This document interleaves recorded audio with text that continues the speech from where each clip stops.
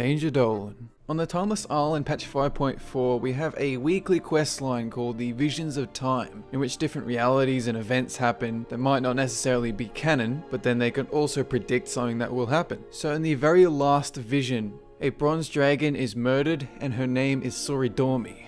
And this could have quite a few implications, but you might ask, who is Soridormi? Well, she's second in command to the Bronze Dragonflight, which is headed by Nozdormu, the former dragon aspect of time, and who also happens to be Soridormi's lover.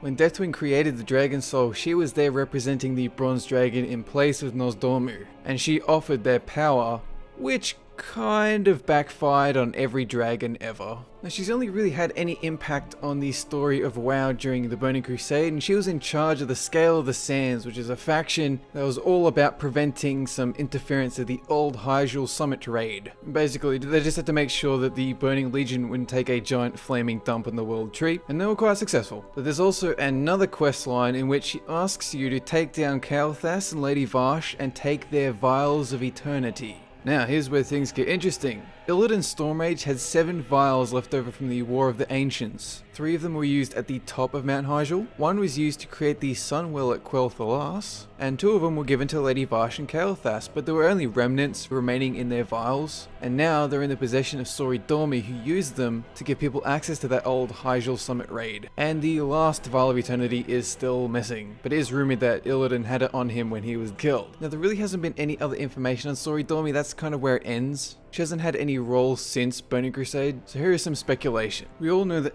eventually Illidan will return to the game, but does this mean that whoever killed Soridormi, they just wanted the vile remnants from her, or was it for some other reason? Was she perhaps killed to prevent more bronze dragons from being born? Maybe there's a future in which the bronze dragons kept reproducing and there was more Infinite Dragonflight members, and then someone crushes an insect in the War of the Ancients, and now suddenly everyone in present day has a toilet for a face because of continuity and all that jazz. In the final vision of time in which we see Soridormi die, you can just briefly make out who her killer is, and it kind of looks like Kairoz, the person who actually gave us the quest to look back in time. And he's been talking about altering timelines and creating all new worlds, and that was essentially the goal of the Infinite Dragonflights, who are of course corrupted Bronze Dragonflight members. So are we seeing a transition from this traitor in the Bronze Dragonflight to suddenly everyone's moving towards being Infinite Dragonflight, screwing up the timeline and getting us all killed? And if so, does that mean there's an old god nearby whispering all this nonsense into everyone's ears? But then, who is the old god?